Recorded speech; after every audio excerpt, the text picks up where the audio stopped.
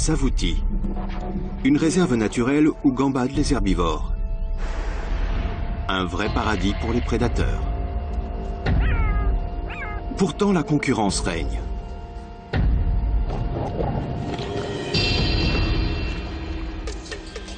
La chasse est ouverte. Mais les bouches à nourrir sont nombreuses. Et les combats risquent de devenir féroces. La région s'apprête à subir de gros changements et la faune va devoir s'adapter. Dans la plaine de Savouti, chaque proie mise à terre donne lieu à une nouvelle bataille.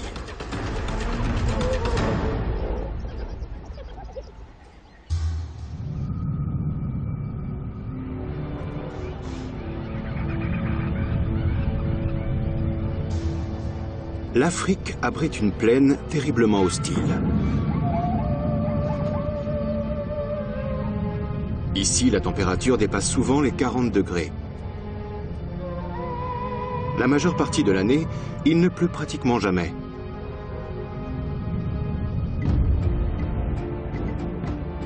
La région de Savouti est une plaine désertique de près de 5000 km².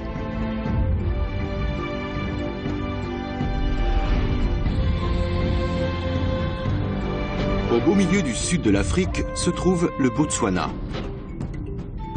Au nord du pays, la rivière Linyanti alimente une réserve naturelle luxuriante qui s'étendait autrefois vers le sud, le long des berges de la rivière Savouti. Il y a 25 ans, le niveau de la nappe phréatique a brutalement baissé et la Savouti s'est tarie. Aujourd'hui, il ne reste plus qu'un lit asséché qui serpente sur une centaine de kilomètres. Sur son trajet, 4 points d'eau subsistent encore, à bonne distance les uns des autres. Impossible de parler d'oasis. Ces modestes bassins ne suffisent même pas à irriguer les alentours.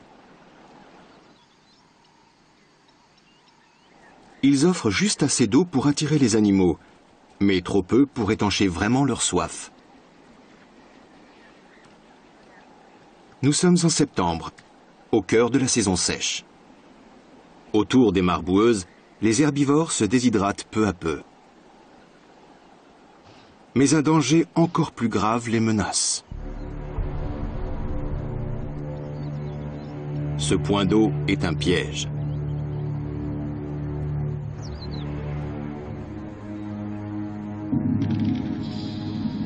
Un tel rassemblement de proies attire forcément les chasseurs.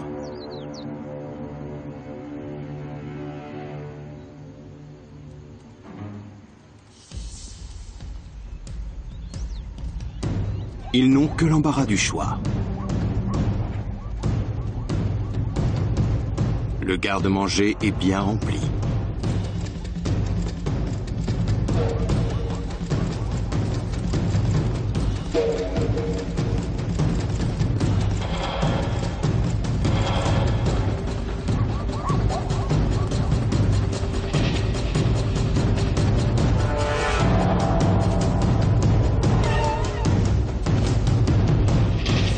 Ici, les carnivores mangent presque toujours à leur faim.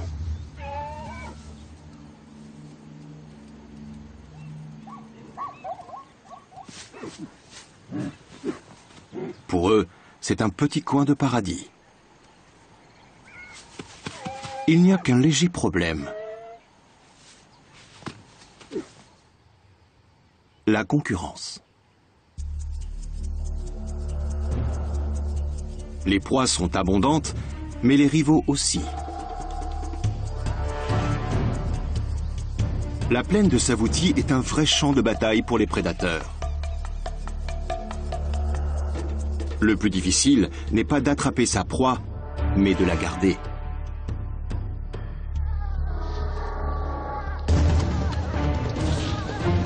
Les chasseurs ont dû apprendre à surpasser leurs adversaires. Chaque espèce a ainsi développé une stratégie spécifique.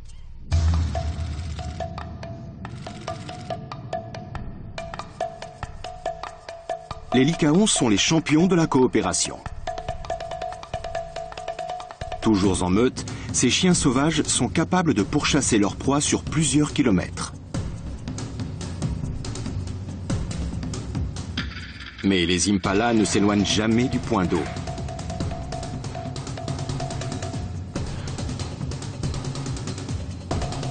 La course s'achève avant même d'avoir commencé.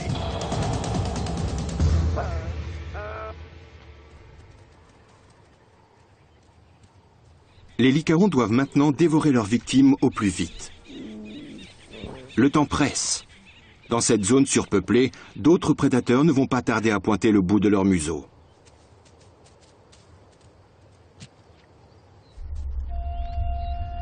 Sans perdre de temps à se chamailler, les lycaons partagent leur prise.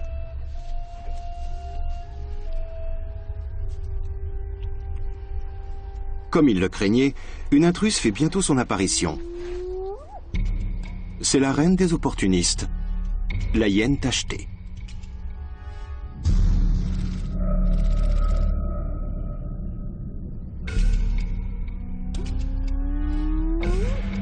Bien décidée à se débarrasser de ses rivaux, la hyène adopte une stratégie plutôt agressive. Elle fonce tête baissée. Pourquoi prendre la peine de chasser quand il suffit d'intimider ses concurrents ?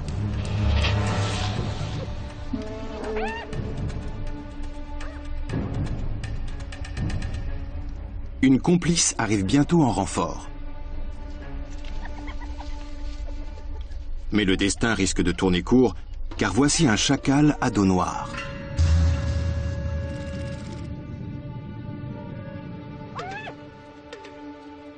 Sa méthode consiste à semer le désordre parmi ses rivaux.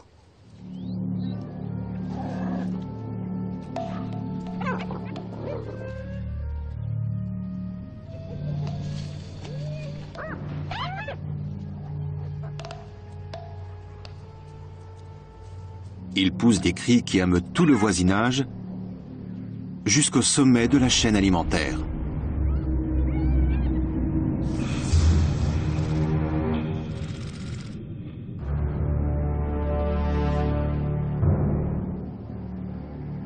Dans la plaine de Savouti, les lions ont la belle vie.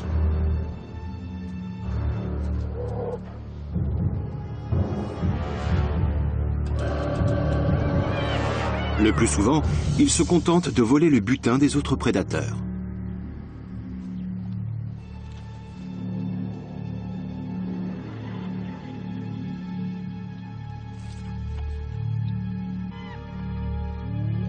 Il faut bien 4 hyènes pour repousser une lionne. Les charognards appellent donc des renforts.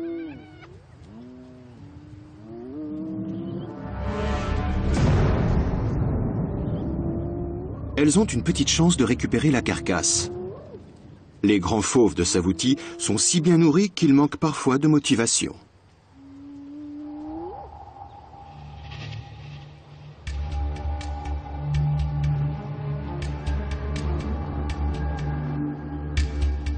Le reste du clan arrive enfin.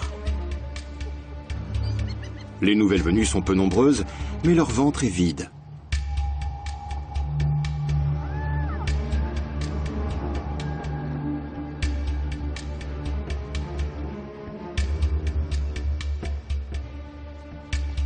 Poussés par la faim, les hyènes redoublent d'audace.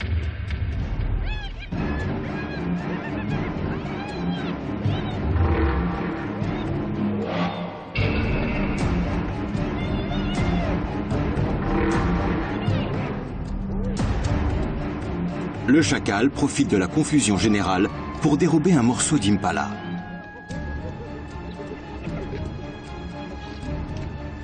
Quatre espèces différentes se sont affrontées autour d'une seule carcasse.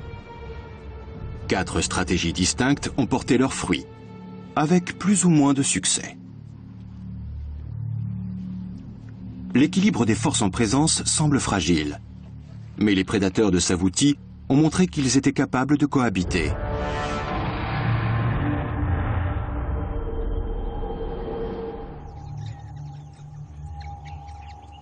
Ils y parviennent si bien qu'ils ne cessent de se multiplier. Après la chasse, les lycaons reviennent à leur tanière. Cette meute compte 17 individus. Ça fait autant de bouches à nourrir.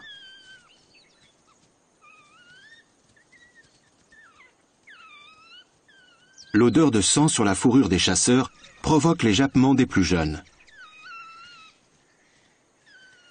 Aussitôt, ceux qui ont déjà mangé régurgitent le contenu de leur estomac. Le même morceau de viande peut ainsi profiter à 5 chiens successifs.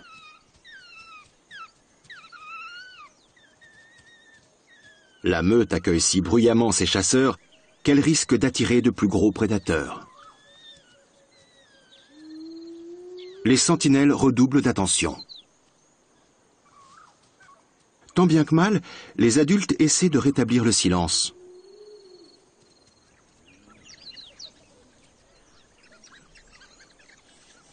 Aujourd'hui est un grand jour. Une nouvelle portée sort de la tanière.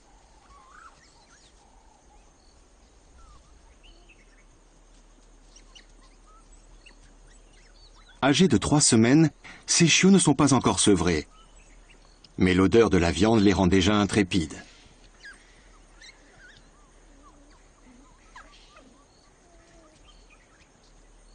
Les lycaons vivent comme des nomades, sauf quand il s'agit d'élever leurs tout-petits. Pendant quelques semaines, il n'est alors plus question de déménager. Cette période de sédentarité forcée va leur causer bien des soucis cette année. Le vent du changement souffle sur la plaine. La réserve de Savouti s'apprête à subir une véritable métamorphose. Tandis que la saison sèche bat son plein sur le territoire des lycaons, les orages se déchaînent plus au nord.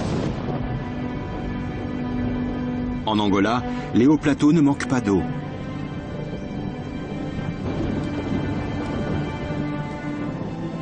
Pourtant, depuis 25 ans, la nappe phréatique de la région n'était plus assez abondante pour irriguer la plaine de Savouti plus au sud.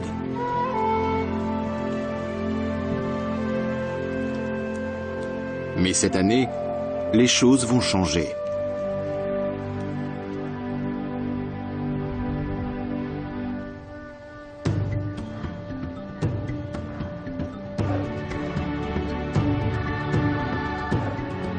Après un quart de siècle de sécheresse, l'eau envahit à nouveau la région.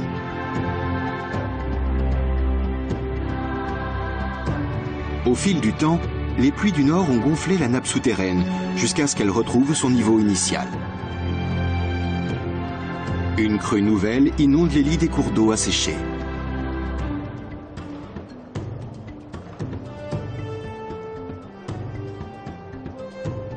En 3 mois, 3 des 4 bassins de Savouti disparaissent sous les flots. La rivière a repris sa place.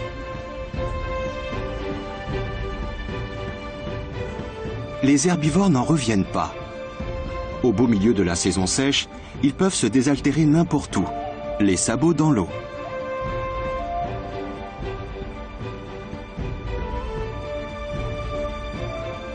Alors que les troupeaux restés groupés autour des points d'eau depuis des générations, ils n'hésitent plus à partir à l'aventure.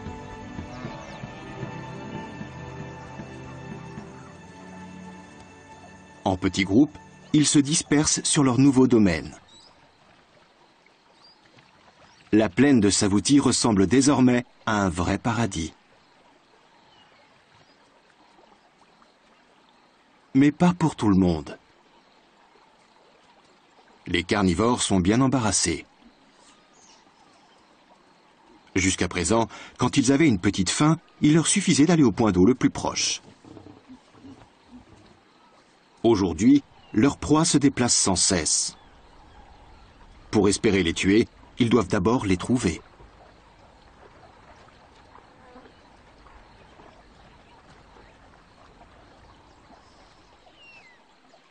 Lorsqu'ils croisent enfin le chemin d'une victime potentielle, ils doivent surmonter une nouvelle épreuve. Se mouiller les pattes. L'anatomie des herbivores est mieux adapté à la fuite qu'au combat. Les longues jambes des koudous sont un avantage certain. En quelques foulées bondissantes, ils prennent le large. Par endroits, la rivière atteint déjà 3 mètres de profondeur.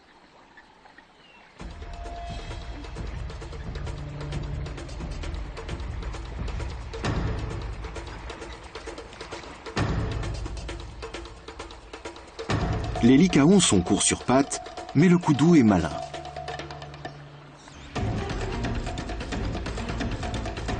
Il comprend vite que la meute ne le suivra pas dans les eaux profondes. Sur la terre ferme, les chiens sauvages utilisent une méthode généralement infaillible. Ils encerclent leur victime pour l'empêcher de s'enfuir.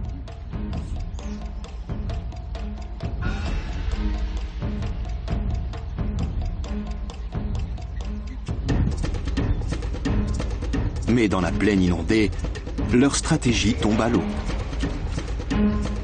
La rivière en crue donne l'avantage aux koudous.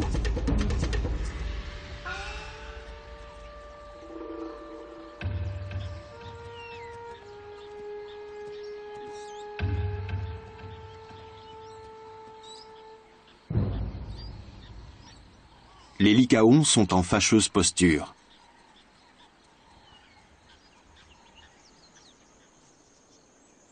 La meute devrait quitter son territoire et partir à la recherche de proies plus faciles d'accès. Mais c'est impossible. Les chiots ont tout juste 6 semaines. Ils doivent rester aux abords de la tanière pendant encore 1 mois. Ce sont 9 petites bouches de plus à nourrir. D'autant plus qu'à leur âge, ils ne peuvent pas se passer de viande très longtemps.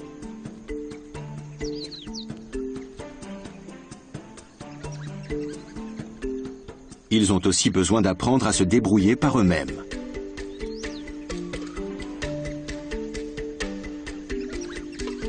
Grâce à leurs jeux incessants, ils s'initient aux 3 techniques de chasse du lycaon: la poursuite, l'assaut et la coopération. Mais rien ne vaut un entraînement sur le terrain, avec une vraie proie à la clé.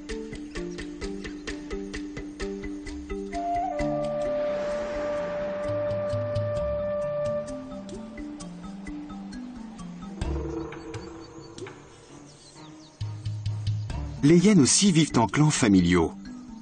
La femelle allaite ses petits pendant au moins 1 année.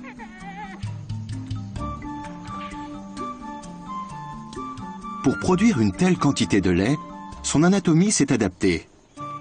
Ses mâchoires sont assez puissantes pour broyer les os et son estomac assez résistant pour les digérer.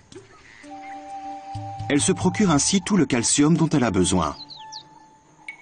Mais aujourd'hui, les proies se font rares.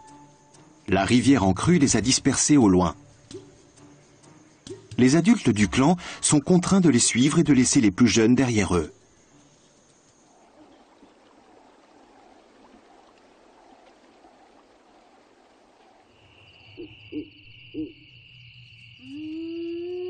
D'ordinaire, les hyènes se contentent de jouer les charognards. Mais récemment, cette méthode a montré ses limites. Sur les rives de la Savouti, elles doivent désormais chasser par elles-mêmes.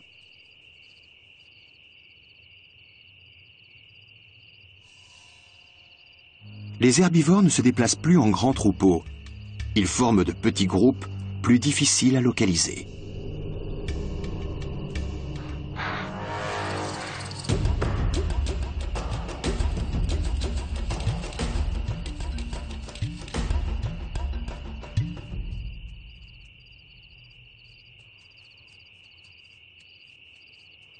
Les proies sont disséminées dans la brousse. Les hyènes sont sur une piste.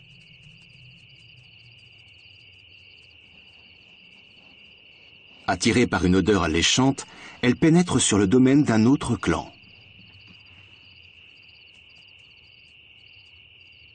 Pas question pour elles de faire demi-tour. Leur persévérance est enfin récompensée. Impossible de savoir ce qui a causé la mort de cet éléphant. Peut-être la vieillesse, tout simplement. En tout cas, c'est une aubaine qui ne se refuse pas. Les hyènes sont étonnamment silencieuses. En territoire étranger, la discrétion s'impose.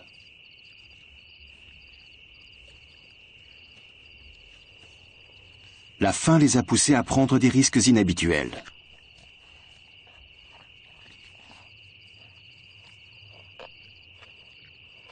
Si elles venaient à croiser leur rival, l'affrontement serait inévitable. Soudain, des jappements retentissent dans la nuit. Le dilemme est cruel. Vaut-il mieux fuir le ventre vide ou combattre le ventre plein?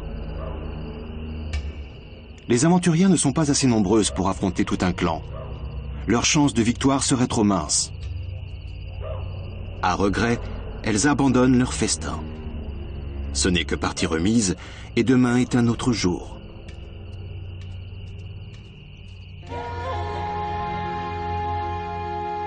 L'aube se lève sur la réserve de Savouti.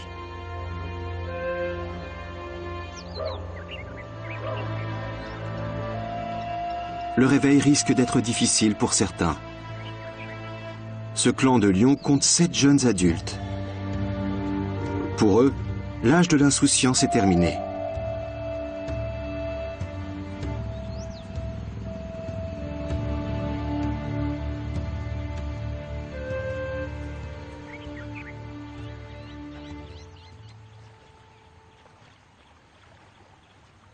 Il est temps de se mouiller et de passer à l'âge adulte.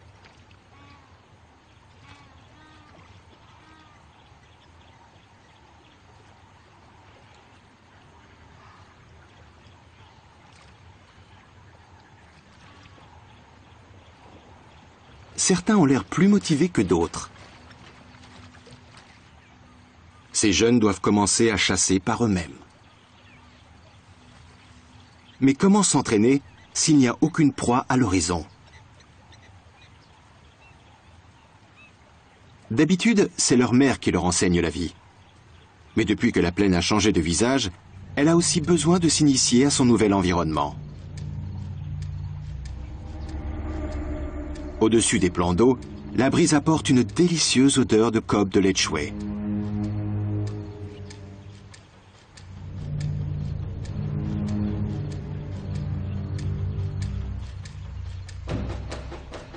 Il suffirait que le vent tourne pour avertir les antilopes du danger.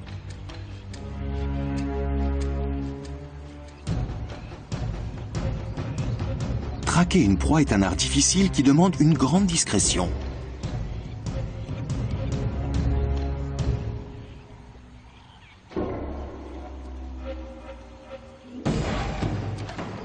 Manifestement, les jeunes lions ont encore des progrès à faire.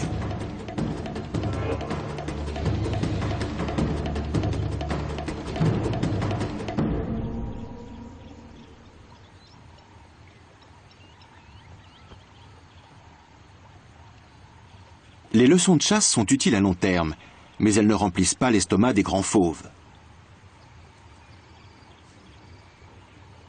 Ni celui des charognards. Le chacal est trop petit pour traverser la rivière.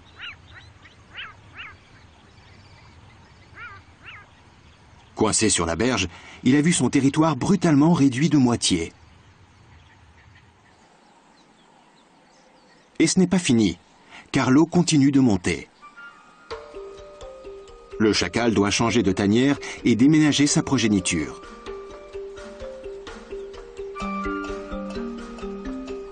Une femelle peut avoir jusqu'à 4 petits en une seule portée. Elle s'en occupe avec son partenaire pendant 8 mois. Strictement monogames, les parents se partagent équitablement les tâches ménagères, même quand la nourriture se fait rare.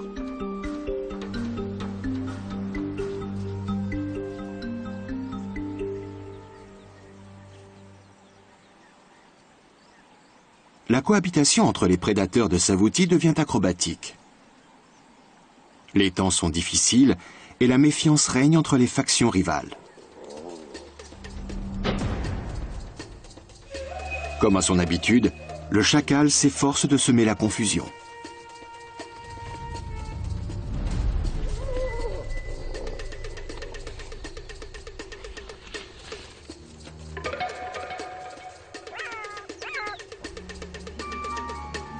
Mais depuis que la faune s'est dispersée à travers la plaine, il n'arrive à rameuter personne.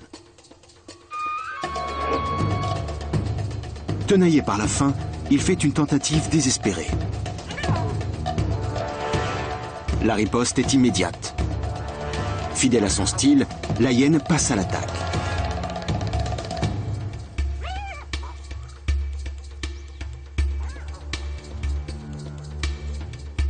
Les voleurs à l'arraché ne sont plus tolérés quand la chasse est si difficile.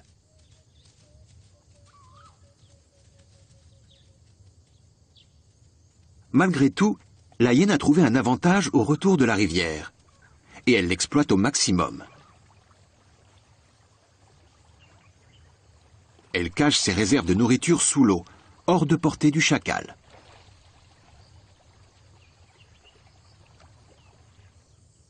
Le petit charognard n'a plus vraiment le choix. Il doit se débrouiller seul.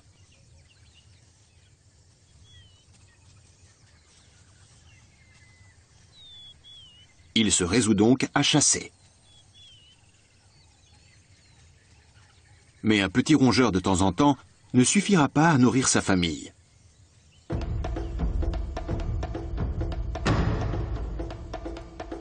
Les lycaons s'habituent peu à peu à leur nouvel environnement.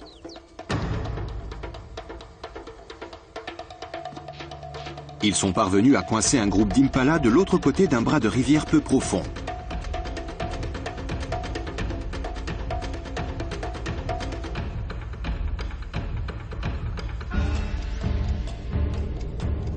Pourtant, quelque chose les fait hésiter au moment de traverser.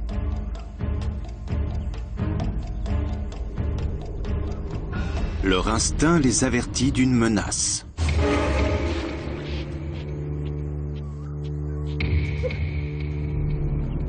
La plaine de Savouti compte un nouveau prédateur.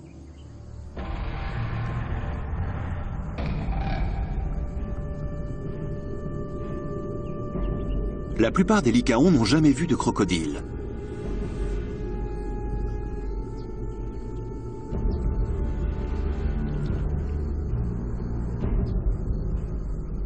Mais les vétérans de la troupe ont eu l'occasion de beaucoup voyager. Certains ont sans doute déjà croisé la route du grand reptile.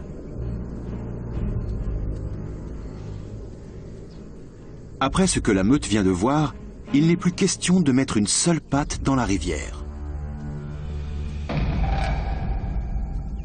Le mâle dominant est trop affamé. Il décide malgré tout de se jeter à l'eau.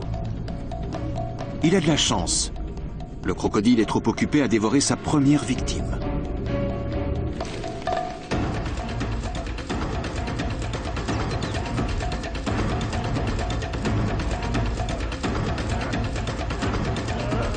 Dans l'eau comme sur la terre ferme, les impalas sont cernés. Les autres lycaons n'y tiennent plus. La faim est plus forte que la peur. Le crocodile n'a pas l'air très intéressé. Les lycaons sont bien moins appétissants qu'un impala bien gras.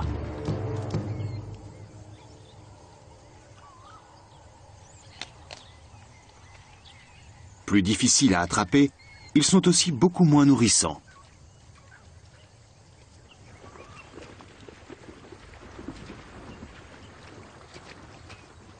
Autour de la carcasse, la meute respecte scrupuleusement l'ordre hiérarchique, même en période de crise.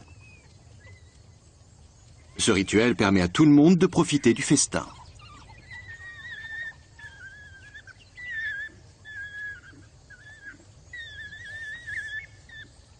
Mieux vaut tout de même ne pas arriver le dernier.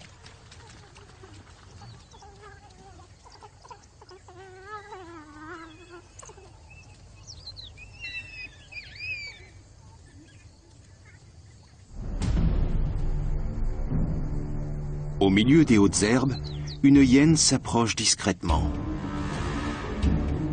Il y a seulement un mois, les Lycaons auraient déguerpi sans demander leur reste.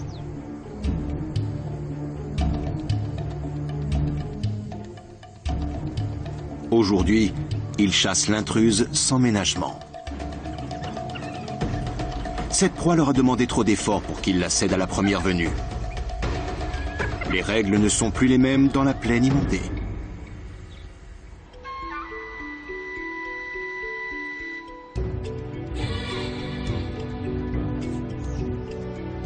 Le long de la Savoutie, les herbivores se mettent en marche.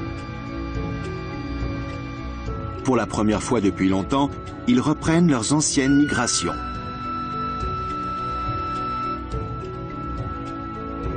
Tous les ans, de vastes troupeaux de buffles traversent la région. Habituellement, ils ne s'attardent pas dans les environs. Mais cette année, la rivière les incite à flâner. Les Lycaons s'apprêtent à prendre la route.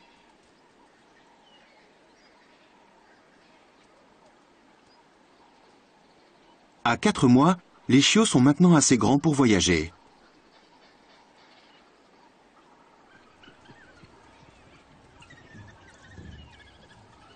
La meute est enfin libre de changer de territoire.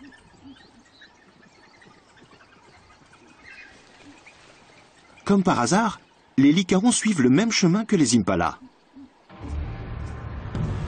Juste derrière, les crocodiles se glissent dans le courant sans un bruit.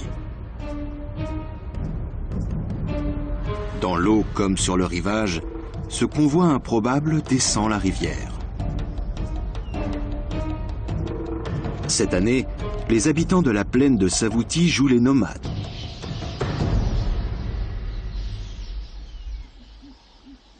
Des espèces qui ne se sont jamais croisées se rencontrent sur les berges.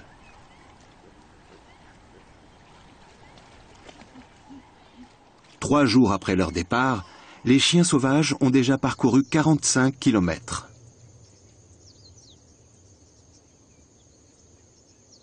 Le problème quand on voyage, c'est qu'on empiète forcément sur le territoire des autres. Le domaine d'une meute de Lycaons s'étend sur plusieurs centaines de kilomètres carrés. Difficile dans ces conditions d'éviter les rencontres. Alors que les voyageurs profitent d'un repos bien mérité, leurs voisins du jour font une discrète apparition.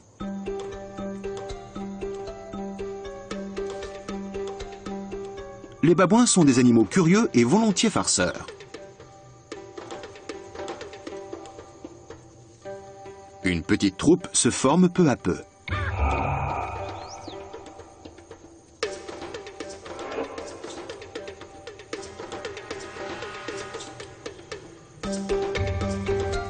Avant même d'avoir pu réagir, les Lycaons sont encerclés.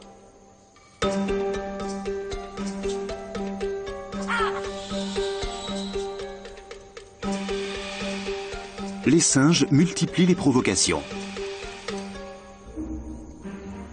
La situation finit par tourner au vinaigre.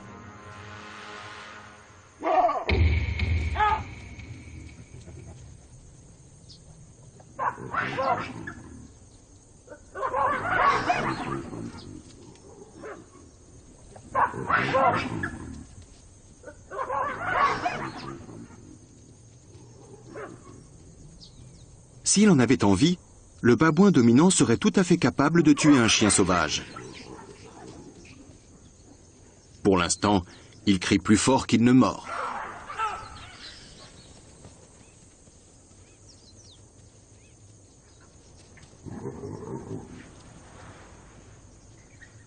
La meute reste sur ses positions.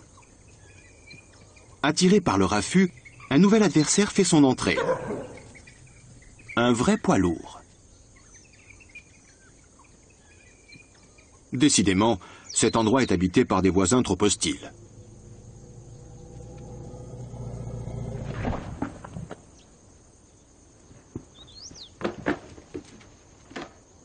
Le plus fort a toujours le dernier mot.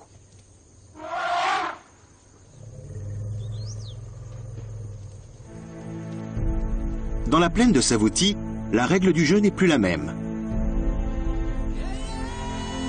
S'ils veulent survivre, les prédateurs doivent adopter un nouveau mode de vie.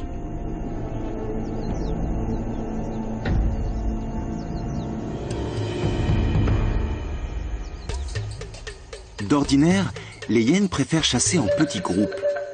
Mais aujourd'hui, leurs proies sont trop éparpillées.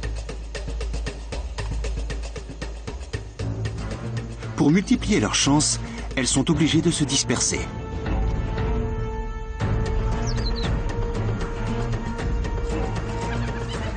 De leur côté, les chacals se montrent toujours plus effrontés.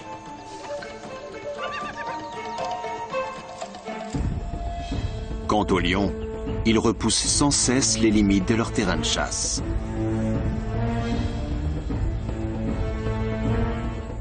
Chacun explore à sa façon son nouvel espace vital. Le mâle dominant marque frénétiquement son territoire. Le message est clair. Gardez vos distances. En ces temps de crise, la vigilance s'impose.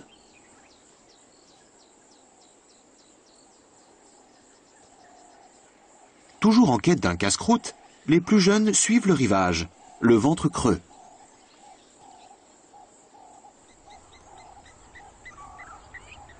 Voici peut-être leur déjeuner.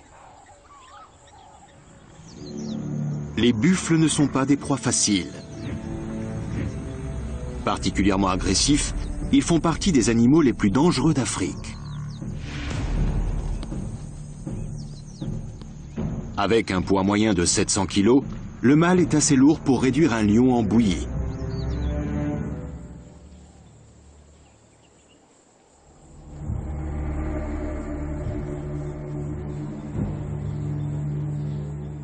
Les jeunes fauves ont besoin d'aide.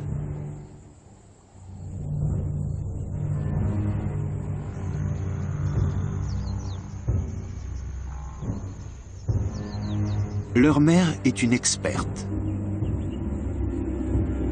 En un instant, elle repère les individus les plus faibles du troupeau. Les jeunes vont se mettre en position.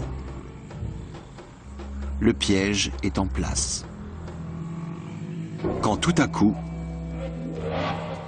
un petit groupe de lycaons lance une attaque surprise. En un instant, ils sèment la panique chez les buffles.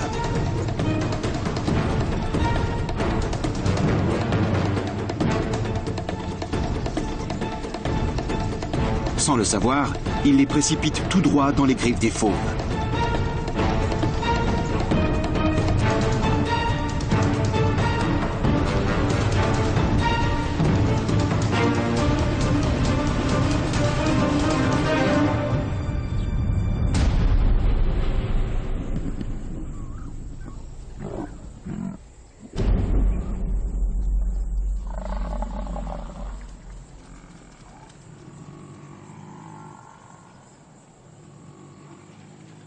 Les apprentis chasseurs n'auraient peut-être jamais attrapé leur proie sans l'aide involontaire de ces 4 chiens malingres.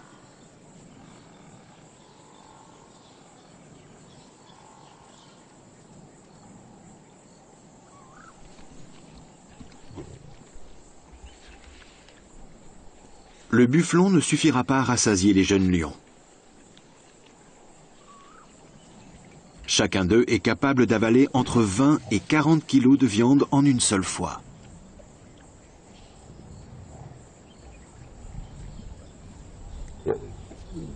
Si leur technique de chasse n'est pas encore parfaite, le nettoyage de carcasses n'a déjà plus de secret pour eux.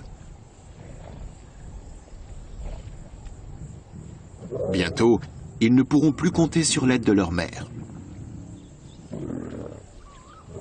Quand la rivière Savouti a inondé la plaine, les grands fauves ont vu leurs conditions de vie se détériorer brutalement. Et ils ne sont pas les seuls.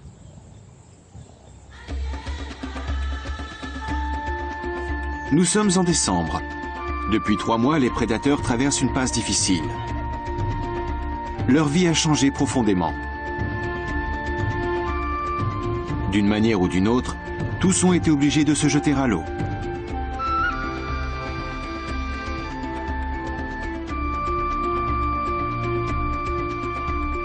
Ils ont appris à vivre avec la faim qui leur tiraille le ventre.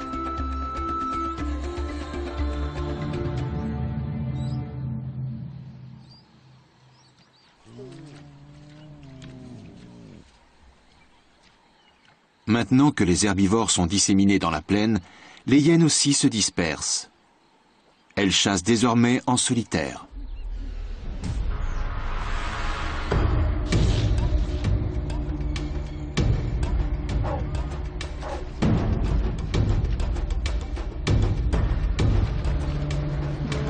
Habituellement, le grand koudou est une proie facile. Mais dans l'eau, la poursuite effrénée se transforme vite en parcours du combattant.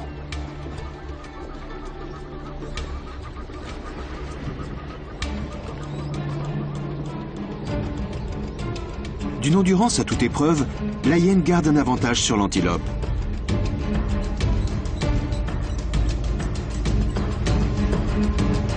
Sa nouvelle stratégie, épuiser sa victime.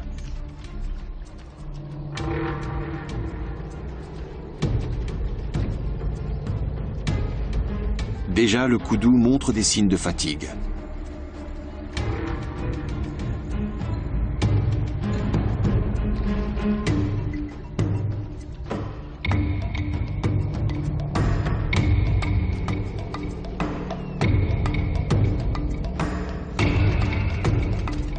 Attirés par l'odeur du sang, des lycaons s'approchent.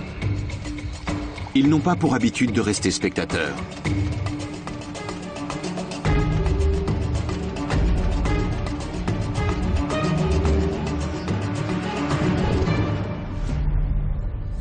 Étonnamment, les deux factions de chasseurs unissent leurs forces. La hyène et les chiens sauvages s'associent pour donner l'assaut final.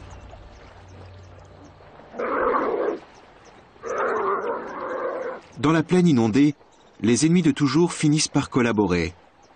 Les rivalités s'effacent quand on a le ventre vide. Au-dessus du champ de bataille, les vautours sont déjà là. Leur vol sinistre répand la nouvelle à des kilomètres à la ronde. Le repas est servi.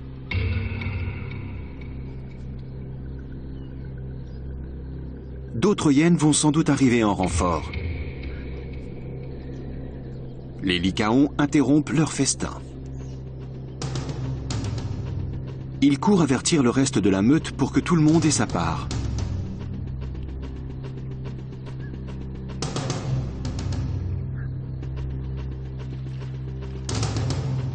La hyène se retrouve seule avec la carcasse.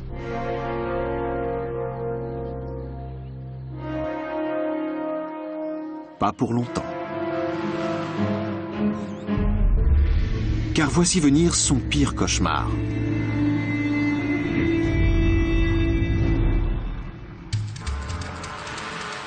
Son compagnon la rejoint enfin. Les hyènes ont l'habitude de protéger leur butin contre les autres prédateurs. Mais rien ne les a préparés à ce genre d'adversaire. Leur instinct les pousse à fuir. Elles n'ont pas envie de finir piétinées.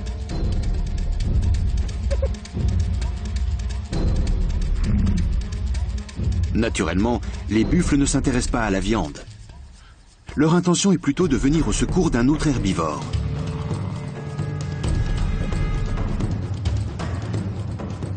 Par la même occasion, ils affirment leur autorité sur leur nouveau territoire.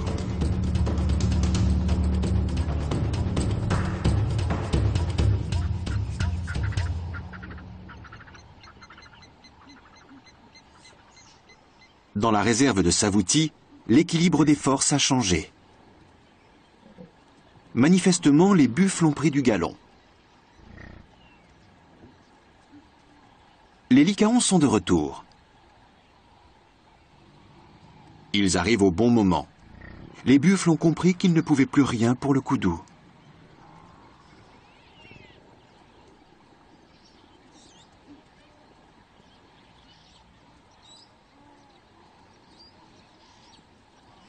Les hyènes se hâtent de venir réclamer leur dû. Cette fois-ci, l'affrontement est inévitable.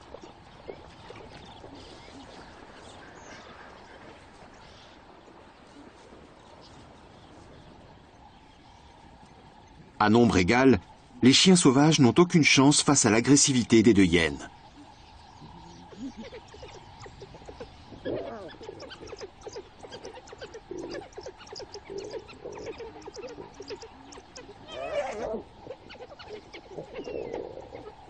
Mais le reste de la meute arrive en renfort.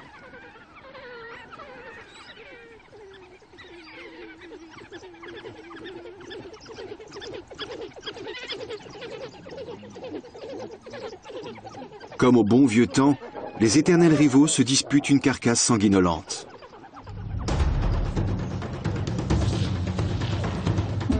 Submergés par le nombre, les hyènes cèdent du terrain.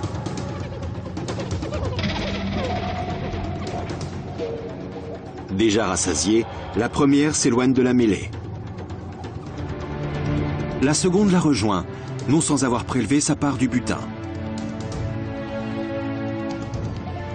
Finalement, tout le monde a de quoi se régaler.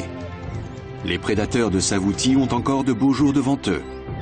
Ils ont su s'adapter à leurs nouvelles conditions de vie.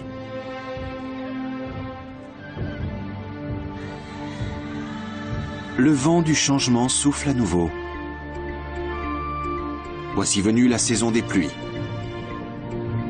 En janvier, les orages se succèdent au-dessus de Savouti.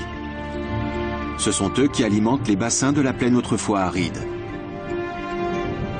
Cette année, les averses sont presque superflues.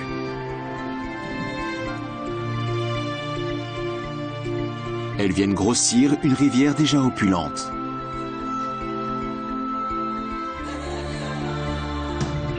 La Savouti est revenue pour de bon.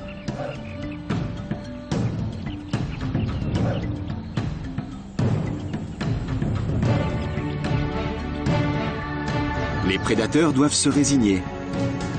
Leur terrain de chasse risque de rester inondé encore très longtemps.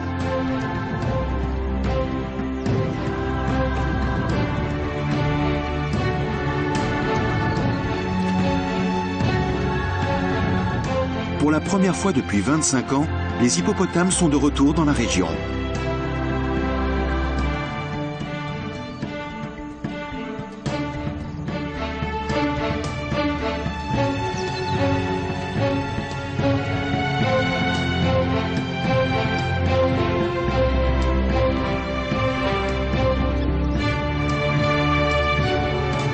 Depuis toujours en Afrique, la faune vit au rythme des saisons sèches puis humides qui se succèdent chaque année.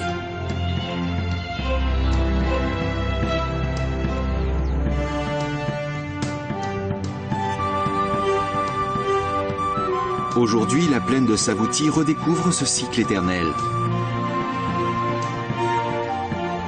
Les prédateurs ont perdu leur petit coin de paradis. Mais ils ont su prouver qu'ils étaient capables de s'adapter face à l'adversité.